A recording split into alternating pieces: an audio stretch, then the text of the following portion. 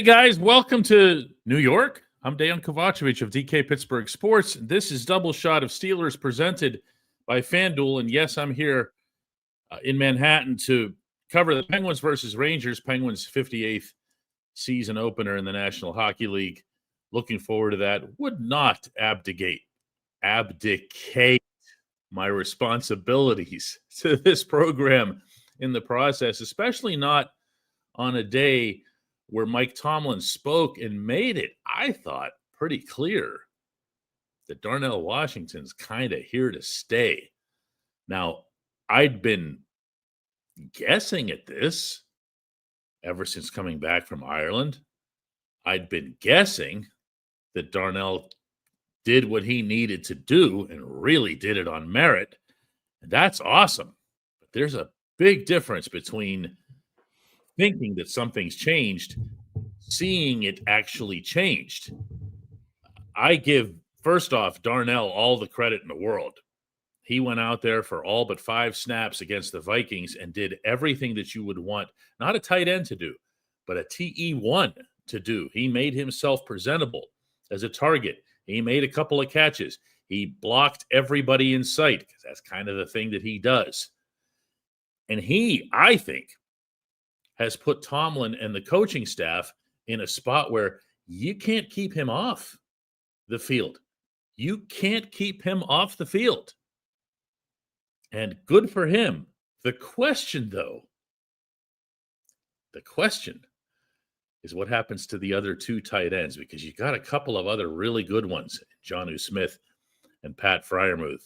And I know some of you are all down on Pat and whatever, and that's just a mistake. Pat's a good football player. But you could definitely agree with me that you've got a couple of good players, a couple, really good players at different points in their career who just might not be getting onto the field as a result of this. So when we come back, I'm going to be joined by Chris Halleck, who was over at the Tomlin press conference back home, and we're going to discuss this in significantly greater detail. At DK Pittsburgh Sports, we take pride in coverage that connects our city's fans to their favorite teams. Now, that connection's stronger than ever. Introducing our all-new state-of-the-art app. Find expert inside reporting and original podcasts. Check live box scores. Track the latest stats. Chat it up with our community of thousands of fans, all in one place. The new app from DK Pittsburgh Sports. Coverage that connects.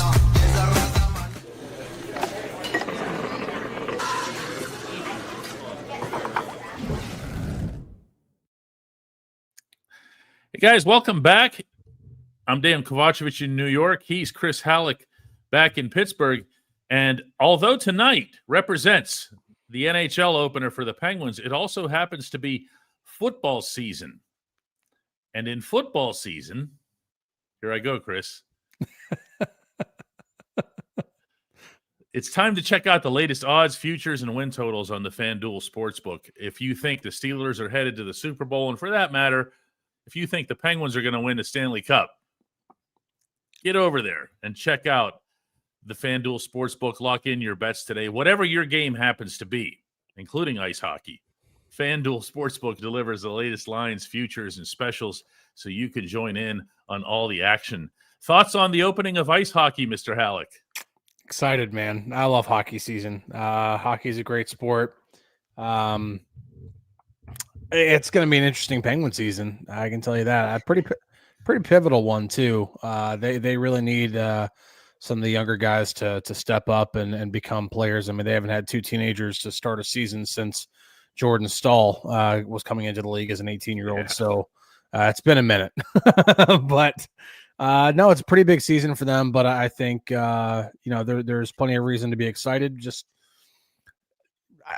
I don't know, man. It could be either way, couldn't it? That's what everybody's kind of hiding it today. And if you ask everybody in a few hours how things go at Madison Square Garden here, just across the way, it'll be like, okay. If the Penguins win, it'll be, this is going to be so much fun. Oh, the kids, yeah. But if they get plastered, it's going to be, oh man, lottery pick, lose all the games. This is not the like this. It's not the same as like whenever like Brian Russ and Jake Gensel and all the young guys like were like joining a team that was like primed for a cup run. This is not that. This is like let's get young guys, let's get them up and developing and playing at the NHL level. And when you have like the Nola Charis and the Brezos and all these guys on the roster, like it's not a roster that's ready to contend. Yes, the young guys help put that team over the top, but that the rest of that roster was pretty stacked too. So this is not the same thing. But yeah, it's different on both ends, meaning that Sid and Gino and Letang and all those guys were a lot younger back then, a lot younger, like a decade younger. And then the guys who were coming up, like you said, Jake and Rust and Tom Kuhnhackl, Connor Sherry, who, by the way, just got picked up by Mike Sullivan in the Rangers. I saw that earlier today, which is hilarious. Those guys were ready to come in and make an immediate contribution, and they did. They were on the ice in not Jake not till the following year, but they were on the ice in San Jose making a difference. Mike Tomlin, you were at the press conference today. Had this to say as it relates to his tight end usage, his striking tight end usage the other day in Dublin, Ireland. We have a certain personality, particularly when we play 4-3 teams. I haven't been bashful about that. That's why we drafted Darnell Washington. You can't play 4-3 teams with 250-pound tight ends. You can't. The weight class is in combat sport for a reason. And so when the edge people are 300 pounds, you better have somebody out there that looks like that animal. And so that was our intentions in Minnesota. And so certainly as we move into divisional play in the next couple of weeks and we're playing 2 4-3 teams, chances are you're going to see more of that. It's unfair at times to ask guys like Pat Fryermuth and Connor to block 4-3 ends. That's not real realistic if you want to have a real good run game day. You know, all those times I complain, and I do this a lot, about the depth and quality of Tomlin's answers, that was outstanding. I loved the where did that come from? Yeah, I loved the they have weight classes in combat sports for a reason. Fantastic. Like, that was so good. Such a good line because it's true. I mean, when we talk about, when people talk about, well, Pat Fryermuth's not a good blocking tight end and Johnny Smith's not a good blocking tight end. Well, who are they trying to block? It does matter. And whenever he brings that up and then you think about, oh, okay, that's why they have Darnell Washington out there. That's why they brought in Spencer Anderson as an extra offensive lineman. And so, yeah, like when you talk about facing Myles Garrett and a very, very strong Cleveland defensive front, and I'm talking about defensive line, their 4-3 defensive line, like this could be something that we see again. Now, he could also be doing some gamesmanship too, getting the Browns ready to do for something. Then he pulls pulls the rug out from underneath, just like we thought Cole Holcomb was going to play a lot more than Peyton Wilson, and Peyton Wilson ended up playing a lot of snaps. But the good thing is that that they can go one way or the other. And I think that's the beauty of having this kind of depth at tight end is that you're not locked into just being a ground and pound team with Darnell Washington and Spencer Anderson as an extra lineman. You can also go a little bit more spread out and have Pat Fryermuth and have Johnny Smith as like really good receiving tight ends. This is the league is trending in this direction of multiple tight end usage. I can actually give you the numbers here in just a second, but this is where it's going. And the Steelers are actually, for once, kind of right there along with the trend as it's trending in that direction. They're not lagging behind trying to catch up. I loved everything about the way he answered that. There was some stylism there in what he spoke, but the candor of it, when he says something like, I've not been bashful or we haven't been bashful about, what he's actually saying is that we've talked about this openly. We don't care who knows it. That when they're facing 4-3 teams and they're facing teams inside the division, this is the way that they have to go. Yeah. That was why they got Darnell Washington and so forth. Normally, you wouldn't get one fraction of that answer out of him. So, yeah, maybe there is something where he's constantly aware of what it is that he's saying, why he's saying it, and who's listening to it. whether that's his own players or the opposing coaches or whatever. He'll throw out stuff in that what I've referred to as the pre-ramble, the thing that he does on Tuesdays before, where he just goes into this 20-minute spiel about the other team. Yeah. I think there's stuff within that he's throwing out there for the other team to hear, like, oh, we respect this guy so much, we fear this guy so much, and then they're going to go and play that guy. And meanwhile, the Steelers could think that that guy's the worst player in the world, and they're happy to see him on the field. You know what I'm saying? Mm-hmm. I think that's the way it doesn't mean he's right. It means that's how he approaches these press conferences. Chris, what does it mean heading into this game specifically against Cleveland that the coach sounds like Darnell Washington is a done deal, and that Darnell tends to line up on the same side that Myles Garrett tends to line up? Well, you want to have all the ammunition that you need to go up against a player like Myles Garrett, and it's not just Myles Garrett. Like that entire front, especially when you talk about drafting Mason Graham out of Michigan and adding some young talent to that too, Shelby Harris. They've got some really good players up front, and Myles Garrett will move around. He will not just stay stuck on the one side where it's him against Broderick Jones all day. We've seen Myles Garrett move around. I think in fact, Steelers fans get upset because they expect TJ to move around just like Myles can.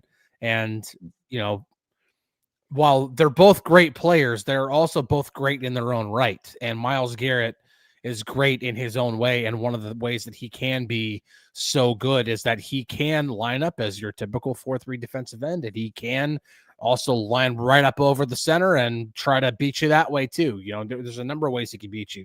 So I think, Darnell Washington can be a big part of that. He can be a big part of that, whether that's him being attached to Broderick Jones, whether that's him being on the other side while Spencer Anderson lines up as the extra tight end next to Brod, or you just flat out load one side up with both Spencer and Darnell Washington. You could do that. You could. And we've seen better run the ball that way when you do. Well, we saw them do that against the Vikings. We saw both Spence and Darnell all on the same side, and they just ran it to that side. And we're like, all right, we'll thank you. We'll take the yards. Yeah.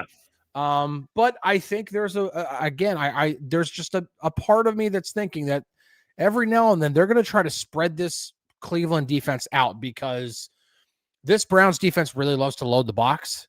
And if you spread them out, you're kind of forcing them to not load the box. You're forcing them to play defense a little bit different. So I think that's why, yes, you can have this. And I love the fact that Mike explained it the way that he did, because now people understand maybe why the Steelers are doing this. But I also want people to remember that this is not the only way that they can play. They have two really good tight ends in Pat and Jonnu that can be utilized in different ways. And keep mixing it up in various downs and go for third down conversions and things like that. I look at the final drive that the Vikings had in London against the Browns, and it's what comes to mind whenever you were talking about making sure that the Browns can't or don't want to compact that box excessively. The Browns are an ordinary defense. I'm sorry, whenever you spread them out. They're not some elite overall thing, and you could see their frustration in the Vikings just going choo, choo, choo, choo, choo. Now, full credit to Minnesota, especially Carson Wentz and Jordan Addison. They got the job done. Justin Jefferson too, man, what a catch that was!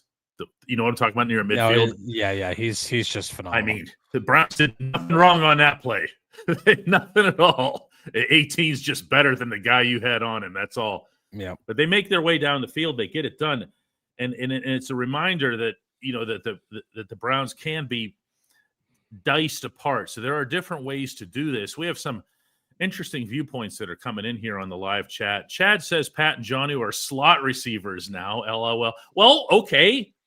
What's the crime against humanity in putting them there? It's not like either of them hasn't had experience lining up in lots of different spots and even on separate sides. Yeah, no. Again, this is the direction of the NFL. The NFL. I looked this up actually this morning. So last year, the Chiefs led the NFL in 12 personnel usage at 34.2%. Right now, through the first 5 weeks of the season, there are 7 teams that are surpassed that. The Browns are actually leading the charge at 50%. 50% of the time, they have 2 tight ends on the field. And the Steelers are not that far behind. I think they're like 3rd in the league. This is the direction of the NFL. This is where things are going, because defenses have been getting smaller and faster, and so now teams want to start playing bully ball again. They want to start running the ball. They want to start attacking defenses, and that's why I think you see also the teams that are starting to do this, like the Browns and like the Steelers, are actually also adjusting on the defensive side. When you look at what the Steelers have on the defensive side, who are one of their 2 safeties? Deshaun Elliott, who is a very good box safety and who's a very good tackler, probably the best tackling safety in the league. You talk about the type of personnel that you have to not only attack defenses this way, but also to defend and anticipate teams using this. So it's going to be really interesting, because these 2 teams are very, very similar in how they want to play. They both like to use a lot of tight ends. They both want to run the ball. They both use a lot of single high safety. It's going to be interesting because, again, it's not just like Darnell and Spence. It's also Pat and Jonnu. And the fact that you have this wide skill set that you have like at your disposal, from the big Mount Washington guy all the way down to little Connor Hayward, who can do his own things too. So, and you have everything in between. I think the Steelers are, like I said, I think it's refreshing to see them actually up with a league trend, and not just like with it and like just doing it, but doing it with a lot of talent and versatility. Well, I was going to say, there's doing it, and then there's doing it with Darnell Washington. Swan says it'll be finding a balance between the good blocking and pass catching options for the next little while. I vote for the extra blocking. My favorite thing about Swan's remark is that last sentence. I'm looking at right now, and that's why I asked the question the way I did earlier of you, Chris, when I said we're talking just about Cleveland here. I can't, as either offensive coordinator or head coach, leave open the possibility that the Browns can wreck me offensively. And the best way to do that is to be as staid and boring and everything as possible. We're not going to necessarily try to trick you, but you're going to have to get through 7 bodies to get to our quarterback, and 8 if we keep the running back in to pick up your blitzes. That's a lot of bodies. I don't care how efficient you are at this. I don't care how many PFF trophies Myles has won. I know that you're going to have to get through a mass of humanity to get to my Aaron Rodgers, and I'm okay with that. That means I'm going to have to be quick and efficient, getting the ball to DK Metcalf. I'm going to throw behind you. I'm going to do some of the stuff that the Vikings did. Myles is over here. Did you see where all of Minnesota's passes went on that last drive? Mm-hmm. They all went over there, not because they were fearing his, big arms or whatever, although I'm sure that's a factor. It's that they just didn't want to deal with him. He can't be a factor if we're over here. Well, that's the other way you could do this. You can line up and attach, Darnell Washington or Spencer Anderson to Broderick Jones's shoulder and say, okay, we're just going to double team the crap out of Myles Garrett all day long. We'll just that's fine. But you can also run away from him.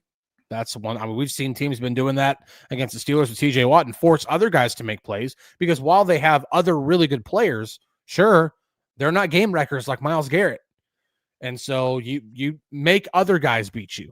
The other way you can do that is try to actually, it sounds backwards, but throw against him. Like when he's rushing from whatever side he's on, throw behind him. Whenever he rushes, whether it's a full-blown blitz from the Browns or whether he's rushing, you throw behind him. You throw the quick slant right behind him. You get the ball out quick. Listen, I think people are, again, they're focusing on the fact that Aaron Rodgers didn't throw the ball downfield against the Vikings. He got the ball out and he didn't get hit. He did. And that's another way to beat this team. Another way to beat the Browns is get the ball out quick. Now, it's not going to be easy to do because the Browns run a lot of man coverage. You're going to be you're pretty much telling your receivers, you got to get open. Like, you're going to have to get open. But if you find a way to do that, to scheme some guys open, to also challenge your receivers, to challenge DK Metcalf, Roman Wilson, and Scotty Miller, and your tight ends, Pat Freiermuth, Johnny Smith, to get open quick, then that's another way you can completely neutralize Myles Garrett. If Aaron's just getting rid of the ball in 1.5 seconds, 2 seconds, Myles Garrett's not getting back there. He's a great player, but he's not getting back there in 2 seconds. I love this from Jay Moods. Bully ball is fun. I love watching the big sets. There is something that's just calming about it. And that's why I keep going back to Dublin and pointing out that what the Steelers did that day on both sides of the ball, they just tell everybody, hey, just chill. Just chill. Yeah. We got this. Okay? We got this. Don't. We had Spencer Anderson here all along. We could have done this all along. We tried something out. Didn't work. Everybody chill. And that's what ended up happening. I mean, the game ended up getting a little weird at the end with a couple of injuries to the secondary and so forth. But I really like what they ended up doing. Guys, we're going to take a couple more questions today because it is a hockey night. Not in Pittsburgh quite yet. That's coming on Thursday night, but it's a hockey night in New York. Although you'll remember that Mike Lang used to say that it was a hockey night in Pittsburgh regardless of where the Penguins were playing, to make sure that we're precise about that.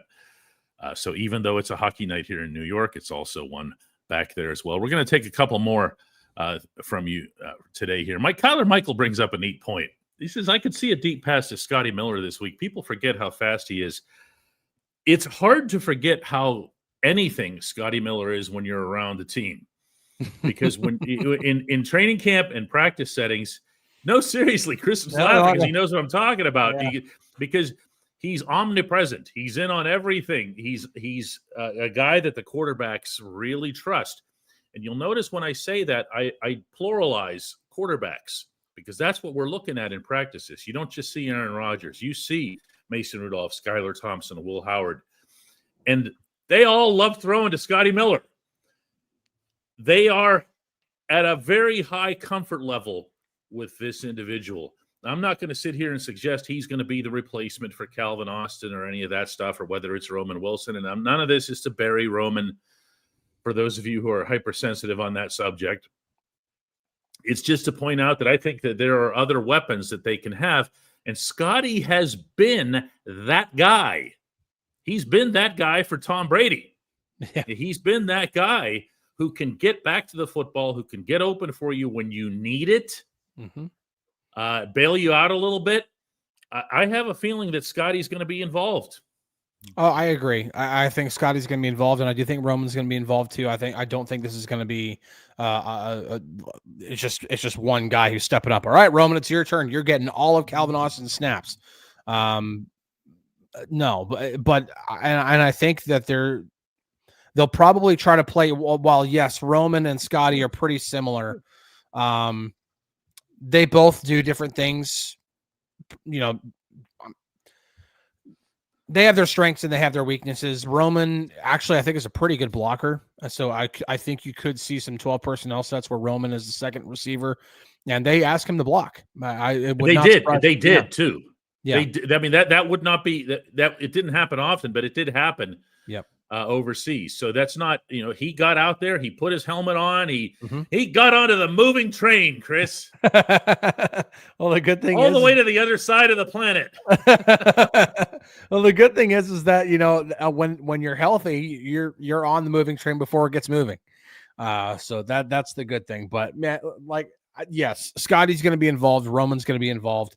It would not surprise me if either Scott and or Roman end up making a pretty big catch in this game. It might just be one, but Scotty might catch a 24-yarder or Roman might catch a 33-yarder or something like that, where it takes a chunk out. The Browns will give you your opportunities to take shots. You have to be calculated whenever you do that. You can't just sit back there and chuck it the way you did with Russell Wilson last year. You got to be calculated for when you take your shots, but I don't think that people, yes, I think losing Calvin Austin hurts for sure, but I also think Scotty is more than capable of stepping in and being a reliable target. And again, this is almost one situation. I just want to see them rip the Band-Aid off with Roman Wilson. Just put him out there, let him play, see what you got. see what you got. You drafted the guy in the 3rd round. You got to find out what you have eventually. You got to find out. My head at you. He's a 3rd round pick. Anybody who thinks that the media as a collective entity is out to get Roman Wilson only needs to know that Chris Halleck is part of the media. Chris wants him to play so bad. Jeez, bump my camera. We watch this stuff from the same sideline, and we see 2 different things, and we'll say it to each other. Like, yeah, but look what he did there. And Chris is like, oh, yeah, but what about what he did there? It's like, it just never stops. Which is usually what you get when you have a young player who's definitely not a finished product. No, to me, that's that's the fairest assessment that you can come up with. But I also understand that when people see somebody have a 3rd round pick invested in them and it's their 2nd year, they want to see more than a casual glimpse. Or in 2025, it feels like they're a bust. It just does. With how quick you have to make decisions. We were talking about that last week. This isn't the 70s anymore where you can give Terry Bradshaw 5-6 years before you give him the reins over. Like first contracts are gone by that point nowadays.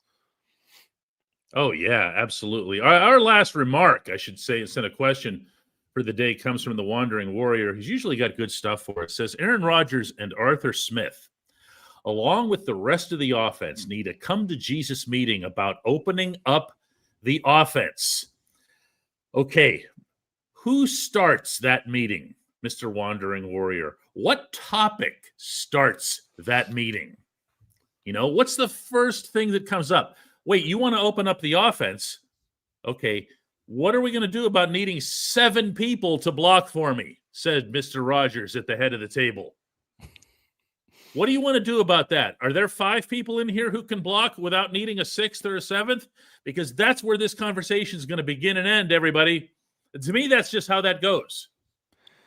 I think it's hilarious, and I'm really not trying to sound like condescending at all whenever I say this, but I think it's hilarious that last year we've seen what a Steelers offense looks like in this century, in this decade.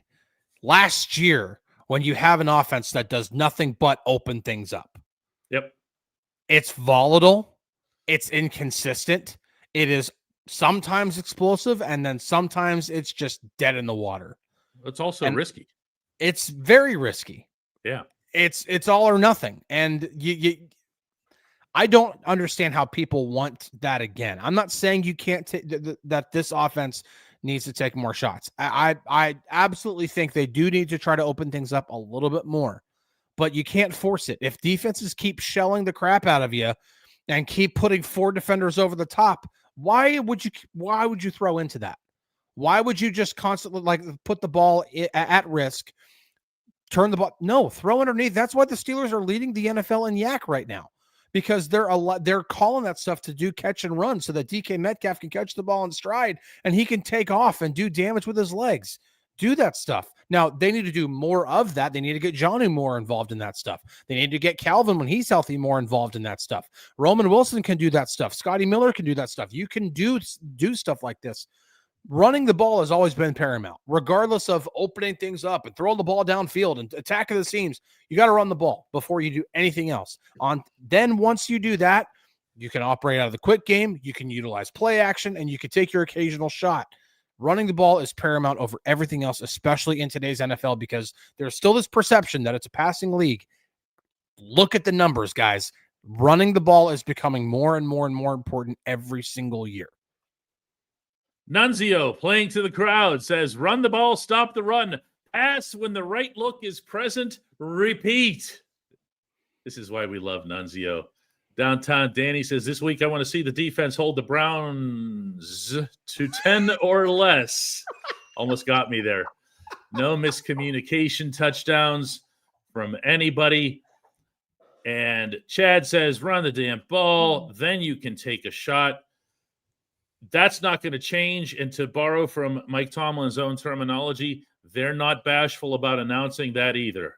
They need to get their people running, and they need to get Jaylen Warren back on the field and running. Because if you were able to do it with Kenny Gainwell, You were able to do it to an extent with Caleb Johnson. Mm-hmm. You've got to be able to do it at an even higher level with Jaylen Warren. So, guys, listen, again, apologies for the shorter and earlier show today. I got to head over and do the day job. Make sure you're getting the app. If you're a hockey fan, same thing. Nobody covers the Penguins the way we do.